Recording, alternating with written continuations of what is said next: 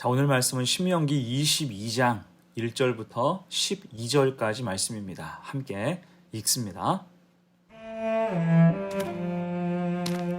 내 형제의 소나 양이 길 잃은 것을 보거든 못 본 채 하지 말고 너는 반드시 그것들을 끌어다가 내 형제에게 돌릴 것이요 네 형제가 내게서 멀거나 또는 내가 그를 알지 못하거든 그 짐승을 네 집으로 끌고 가서 네 형제가 찾기까지 내게 두었다가 그에게 돌려줄지니 낙이라도 그리하고 의복이라도 그리하고 형제가 잃어버린 어떤 것이든지 내가 얻거든 다 그리하고 못 본 채 하지 말 것이며 네 형제의 낙이나 소가 길에 넘어진 것을 보거든 못 본 채 하지 말고 너는 반드시 형제를 도와 그것들을 일으킬지니라. 여자는 남자의 의복을 입지 말 것이요 남자는 여자의 의복을 입지 말 것이라. 이같이 하는 자는 내 하나님 여호와께 가증한 자이니라.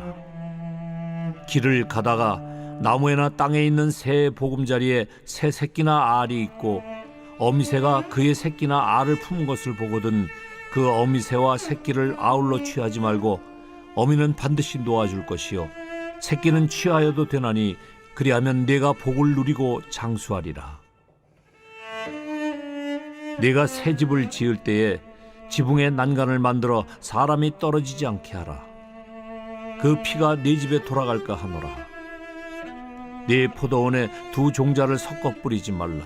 그리하면 네가 뿌린 씨의 열매와 포도원의 수산을 다 빼앗길까 하노라. 너는 소와 나귀를 결의하여 갈지 말며 양털과 배실로 섞어 짠 것을 입지 말지니라. 너희는 너희가 입는 겉옷에 네 귀에 술을 만들지니라. 새로 얻은 신분이란 제목으로 말씀 증거합니다. 과거 시대에는 신분이 참 중요했죠. 신분에 따라서 하는 일이 달랐고 아는 지식, 아는 사람, 그리고 사는 집도 달랐습니다. 그런 의미에서 지금 이스라엘 백성은 그 신분이 완전히 달라졌죠. 본래는 애굽에서 400년간 종살이했습니다. 그 신분이 종이었어요. 당연히 따라오는 것이 강제 노역이었겠죠. 직업 선택의 자유가 전혀 없었습니다. 심지어 면천의 기회가 없는 노예, 대를 이어서 계속 노예가 될 수밖에 없었습니다. 하지만 그런 그들을 불쌍히 여기시고 또한 아브라함과 맺으신 언약을 따라서 하나님이 그들을 모두 출애굽시키셨어요. 애굽을 초토화하시고 구출해 주신 거지요. 그래서 이제 그 백성은 자유인, 더 정확하게는 하나님 백성이 되었습니다. 과거의 신분에서 벗어나서 새로 얻은 신분이 하나님 백성인 거예요. 곧 이 말은 그 은혜 아래 머물 때, 하나님의 백성으로 살아갈 때 언제 어디서나 하나님의 보호하심과 도우심을 받게 된다는 뜻입니다. 그러니 당연히 그 백성의 기본 의무는 말씀에 대한 순종이겠지요.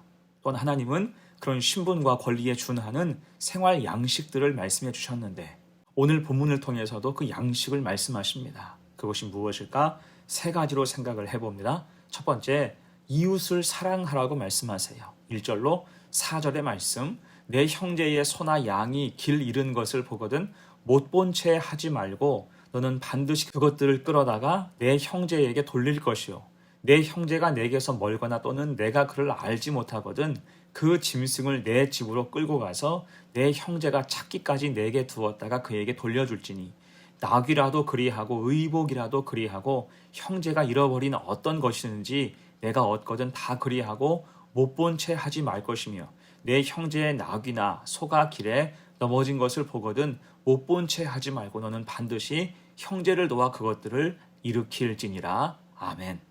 자, 여기서 중요한 말씀이 반복되지요.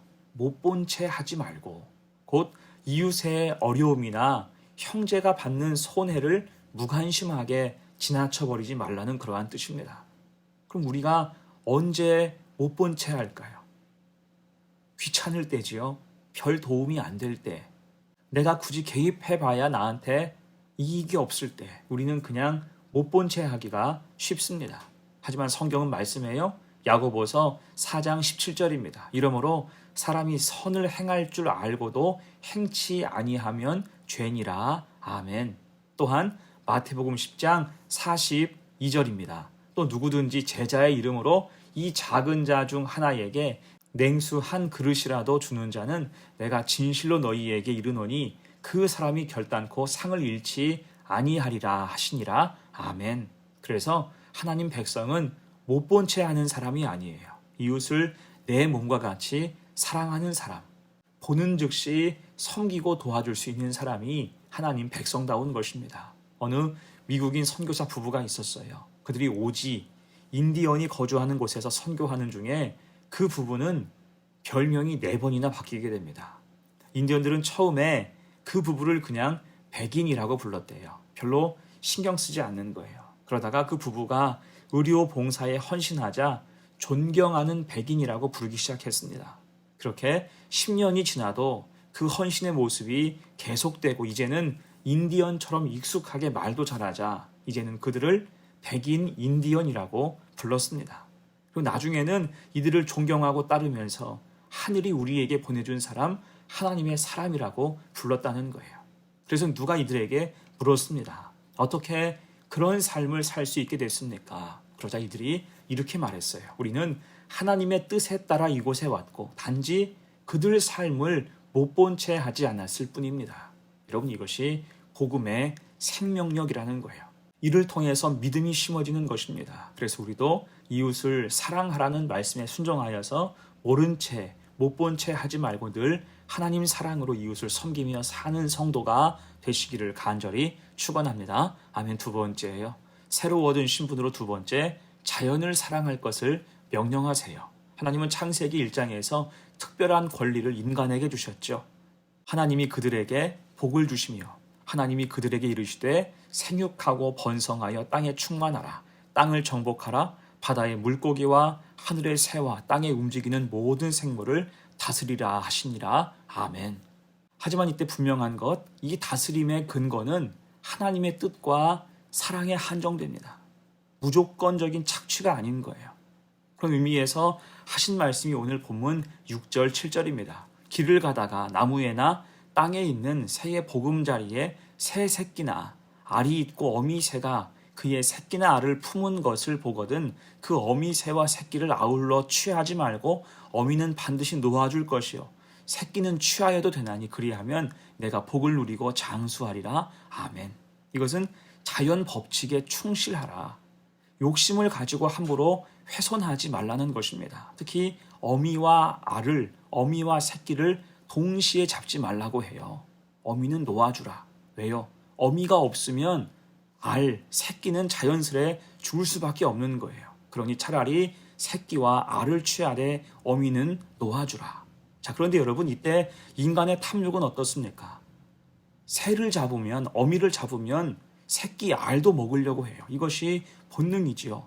그렇게 하는 것이 약육강식의 세상에서 사는 법, 자기 배를 불리는 방법이라는 거예요.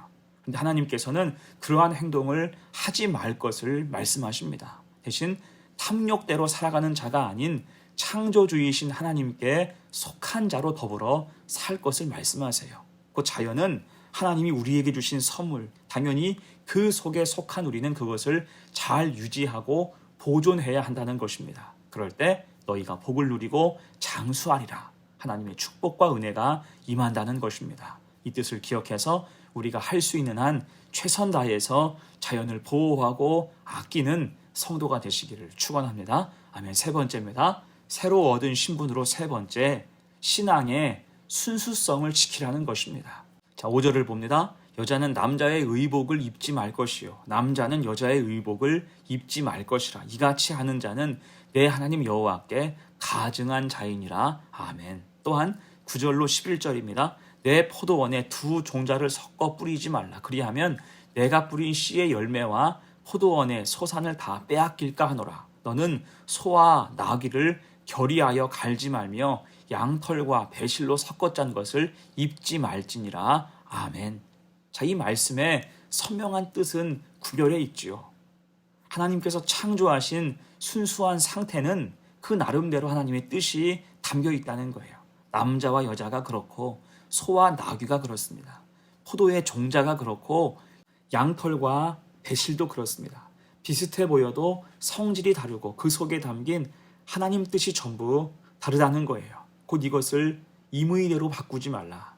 하나님이 지으신 것, 분별하신 것을 충실히 따라야 한다는 것입니다. 자, 그래서 이 말씀의 영적인 의미는 거룩한 구별, 성별에 있어요. 우리는 하나님의 백성으로서 마땅히 따라야 하는 진리가 있다는 것입니다. 이것을 잊지 말고 꼭 붙들어야 한다는 거예요. 이때 악한 마귀가 하는 짓이 무엇일까요? 자꾸 혼란과 혼돈을 주는 것입니다. 엉뚱하게 섞으려고 하고 탐욕을 막 부추기는 거예요. 이에 성도는 구별과 분별에 대한 하나님 뜻을 분명히 알고 믿고 순종해야 할 것입니다. 비슷하다고 함부로 세상과 짝하고 시험에 빠져서 타협하고 동화되면 신앙은 급격하게 무너질 수 있기 때문이에요. 그래서 성도로서 우리는 반드시 지킬 것은 지키며 하나님의 사람으로 당당하게 살아가기를 간절히 축원합니다. 아멘. 이제 말씀을 정리하면서 우리는 새로운 신분을 부여받은 하나님 백성답게 살아야 돼요. 그 의미가 12절이죠. 너희는 너희가 입는 겉옷에 내 귀에 술을 만들지니라. 아멘. 이것은 어떤 장식의 의미가 아니라 하나님 백성의 상징인 거예요. 옷 귀퉁이마다 술을 달아서 자신들이 이방인들과 다른 하나님 백성임을 나타내 보이라는 뜻입니다. 자, 우리에게도 이런 마음이 필요하지요. 다만 보이는 옷이 아닌 우리의 생각에, 우리의 말과 행동에 옷술을 다는 마음으로 믿음의 표시를 달 수 있어야 한다는 거예요. 그렇게 확실한 믿음 아래 이웃을 사랑하고 자연을 사랑하며 믿음으로 구별된 삶을 살아서 복을 받을 수 있는 우리 성도들 다 되시기를 간절히 축원합니다. 아멘. 함께 기도합니다. 사랑과 은혜가 풍성하신 아버지 하나님, 하나님께서는 새로운 신분을 부여받은 이스라엘 백성들에게 여러 생활 규례를 알려주시면서 하나님 백성이 어떤 존재로 살아야 할지 알려주셨습니다. 우리도 오늘 말씀을 교훈 삼아서 험한 세상을 살면서 성도의 정체성을 잊지 않게 하시고 세상과 짝하지 말고 선명하게 구분된 인생을 살아가게 하옵소서. 세상을 이기신 주님의 능력을 의지하여 오롯이 믿음의 길로 가게 하옵소서. 감사드리며 예수님의 이름으로 기도하옵나이다. 아멘.